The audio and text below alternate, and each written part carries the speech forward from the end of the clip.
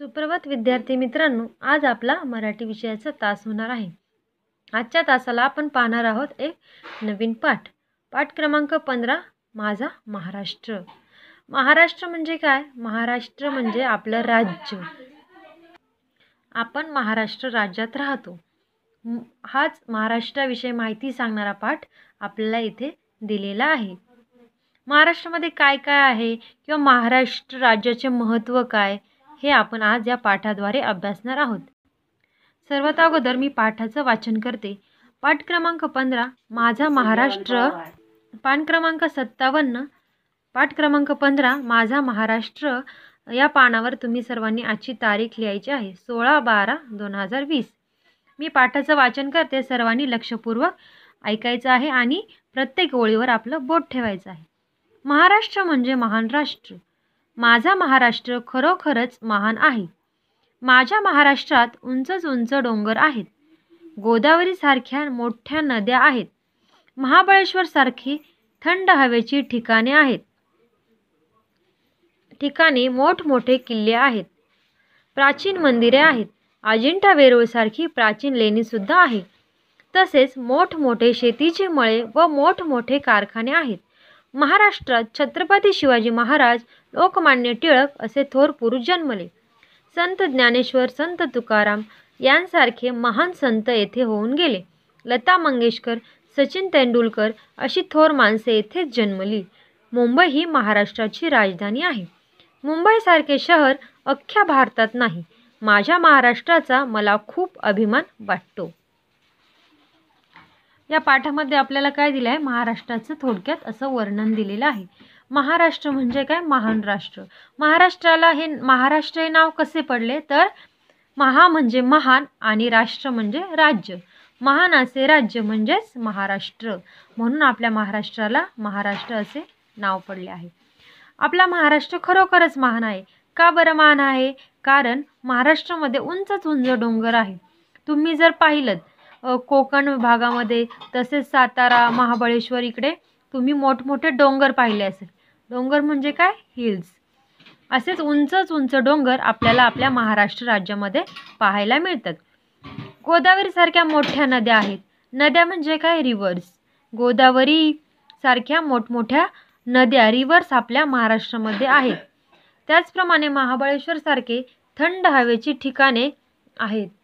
महाबळेश्वर हे थंड हवेचं ठिकाण आहे, हे सर्वांनाच माहीत असेल।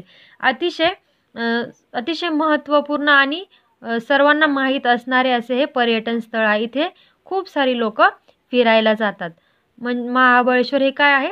थंड हवेचे ठिकाण आहे। इथे वातावरण थंड असते।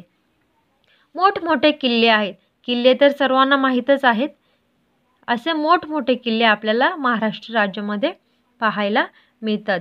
प्राचीन मंदिरे आहेत। प्राचीन म्हणजे जुनी। प्राचीन म्हणजे काय? जुने। अशी जुनी मंदिरं, कार्ला लेणी सर्वांना माहीतच असेल।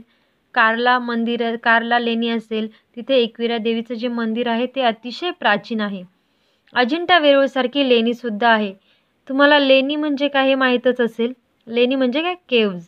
म्हणजेच अशा पूर्वीच्या काळी डोंगरामध्ये असं कोरलेलं काम जे असतं, कोरीव काम, त्यालाच लेणी असे म्हणतात।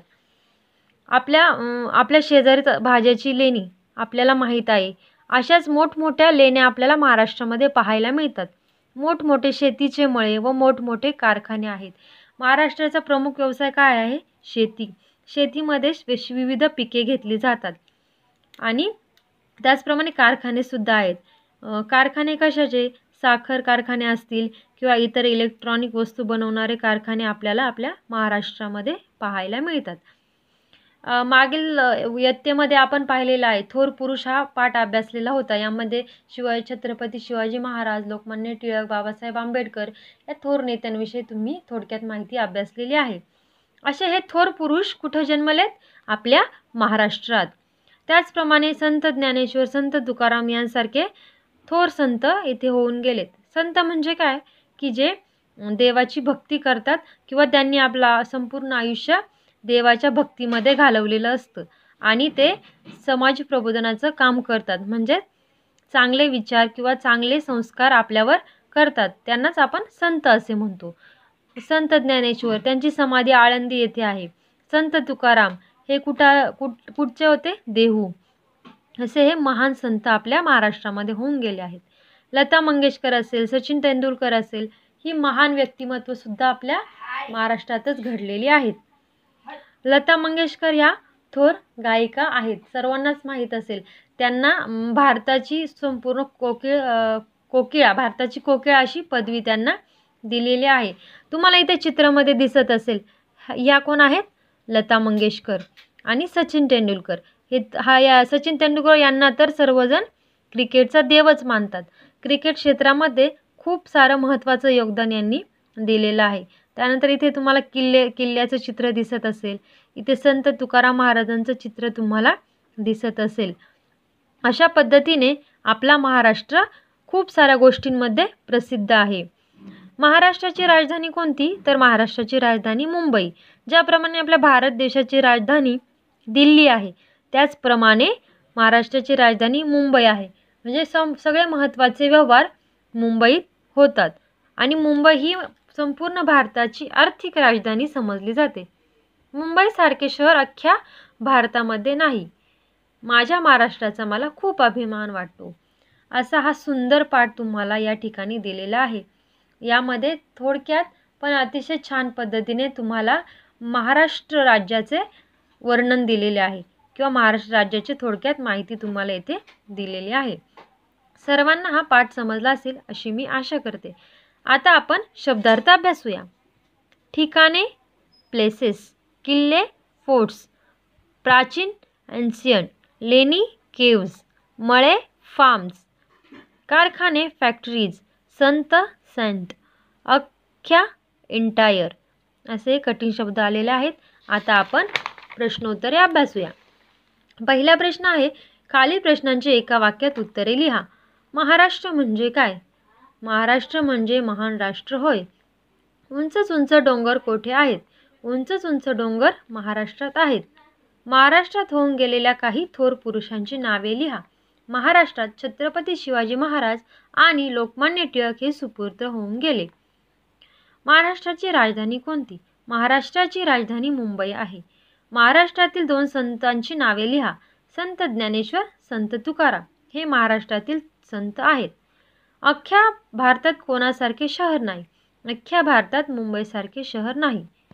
समानार्थी शब्द: थंड, गार, शीतल, महान, थोर, मोठे, भव्य, प्राचीन, जुने, डोंगर, पर्वत, मित्र, सखा किंवा दोस्त. आपला पुढचा प्रश्न आहे, खाली शब्दांचा योग्य जोड्या जुळवा. इथे काही प्रसिद्ध ठिकाणे दिलेली आहेत आणि इकडे त्यांचे काही भाग दिलेले आहेत. महाराष्ट्र महान राष्ट्र, महाबळेश्वर थंड हवेचे ठिकाण, प्राचीन मंदिरे, अजिंठा वेरूळ लेणी, शेतीचे मळे, उंच उंच डोंगर. आपला पुढचा शेवटचा प्रश्न आहे, महाराष्ट्रातील 2 किल्ल्यांची चित्रे चिटकवा व त्यांची नावे लिहा. इथे तुम्हाला 2 चौकोन दिसत असतील. यामध्ये तुम्हाला आपल्या महाराष्ट्रातील 2 किल्ल्यांची चित्रे चिटकवायची आहेत आणि इथे खाली त्यांची नावे लिहायची आहेत. ही तुम्हाला मराठी ॲक्टिव्हिटी आहे. याची सबमिशन डेट आहे 19/12/2020. म्हणजे या सॅटर्डेला तुम्हाला या ॲक्टिव्हिटीचं चित्र किंवा फोटो काढून मला व्हॉट्सअपला सेंड करायचं आहे. तुम्हाला याच्यातूनच ॲक्टिव्हिटीचे मार्क्स दिले जातील. धन्यवाद.